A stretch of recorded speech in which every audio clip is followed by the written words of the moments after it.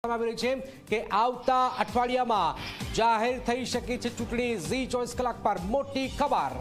Budget સત્ર શરૂ થાય તે પહેલા ચૂંટણી પ્રક્રિયા પૂર્ણ થવાની શક્યતાઓ છે। ખેડા જિલ્લા પંચાયતની ચૂંટણી પણ સાથે થશે। જૂનાગઢ કોર્પોરેશનની સામાન્ય ચૂંટણી પણ થશે અને 73 નગરપાલિકાઓની સામાન્ય અને પેટા ચૂંટણી માટે પણ તારીખ જાહેર થઈ શકે છે। તો એક મોટી ખબર, આવતા અઠવાડિયે કમુરદા પૂરા થઈ ગયા છે અને હવે ધમધમાટ સ્થાનિક સ્વરાજ્યની ચૂંટણી લઈને ઝી 24 કલાક પર આ મોટી ખબર। બજેટ સત્ર ચૂંટણી પ્રક્રિયા પૂર્ણ થવાની શક્યતાઓ જોવા આવી રહી છે। ખેડા જિલ્લા પંચાયતની ચૂંટણી પણ સાથે જ થશે। બનાસકાંઠા જિલ્લા પંચાયતની પણ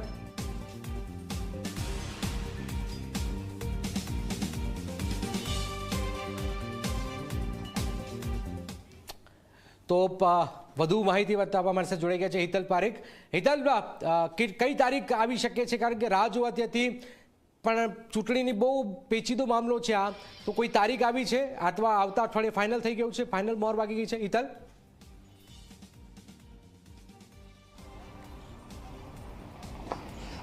જી જનક સૂત્રો જે જણાવે છે એ જણાવ્યા પ્રમાણે ચોક્કસ એવું કહી શકાય કે આવતા સપ્તાહમાં એટલે કે બુધવાર ગુરુવારે રાજ્ય ચૂંટણી પંચ દ્વારા પ્રેસ કોન્ફરન્સ બોલાવીને સત્તાવાર ચૂંટણીની જાહેરાત કરવામાં આવશે તેવી સંપૂર્ણ શક્યતા જોવામાં આવી રહી છે। બહુ લાંબા સમયથી જે સ્થાનિક સ્વરાજ્યની ચૂંટણીઓની જે રાહ જોવામાં આવતી હતી, હવે ઇંતજારનો અંત આવશે।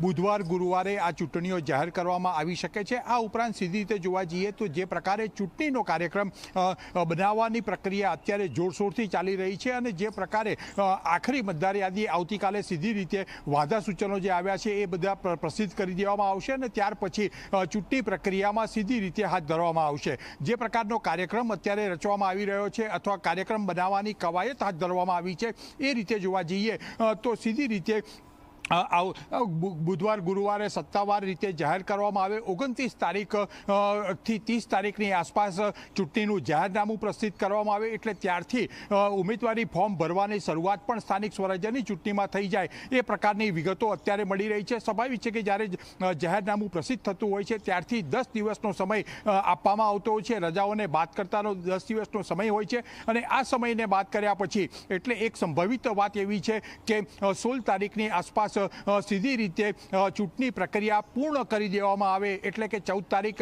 જે રવિવાર આવે છે એ રવિવારના દિવસ મતદાન યોજવામાં આવે, એ પછીનો એક દિવસ ગેપ રાખવામાં આવે કે ક્યાંક ને ક્યાંક ફેર મતદાનની જરૂર પડે તો, અને ત્યાર પછી 16મી તારીખે એટલે મત ગણતરી હાથ ધરવામાં આવે।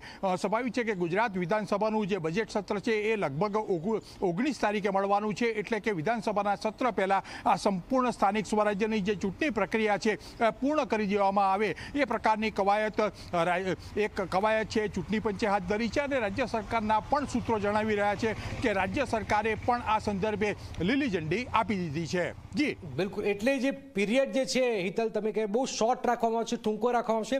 આમાં બનાસકાંઠા જિલ્લા પંચાયતની વાત પણ આવી ગઈ।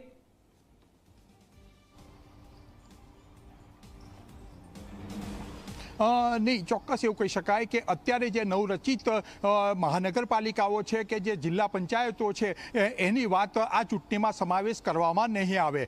જે પ્રકારે સૂત્રો તરફથી માહિતી મળે છે, કારણ કે એમને હજુ ઘણો સમય થશે, કારણ કે ત્યાં નવી મતદાર યાદી પ્રસિદ્ધ કરવી પડશે, ત્યાં માળખું ગોઠવવું પડશે, આ તમામ માટે હજુ એ સમય જોઈશે અને કદાચ એ જગ્યાએ જે બનાસકાંઠાની વાત હોય કે જે 17 મહાનગરપાલિકાઓ ટોટલ જે થઈ છે એમાં જે નવી મહાનગરપાલિકા 9 બની છે એ બધા માટે 1 વર્ષનો હજુ વિલંબ થશે। પણ ક્યાંક ને ક્યાંક આ અત્યારે જે ડ્યુ લાંબા સમયથી જે ડ્યુ એક ખેડા જિલ્લા પંચાયત છે અને જૂનાગઢ મહાનગરપાલિકા જે છે એની ચૂંટણીઓ આ વખતે સ્થાનિક સ્વરાજ્યની ચૂંટણીઓ સાથે જાહેર કરી દેવામાં આવશે। જી જનક, બિલકુલ બિલકુલ, એક મોટી ખબર હિતલ આપી રહ્યા છે ઝી 24 કલાક પર। હિતલ પારીખ જે ગાંધીનગરથી મોટી ખબર આપી છે કે આવનારા આગામી સપ્તાહમાં ગમે તે ક્ષણે જેની રાહ ઘણા સમયથી જોવાઈ રહી છે એ ચૂંટણીનો રણટંકાર વાગી જશે। આ ખબર પર ઝી 24 કલાકની ખાસ નજર છે। અન્ય સમાચારની વાત કરીએ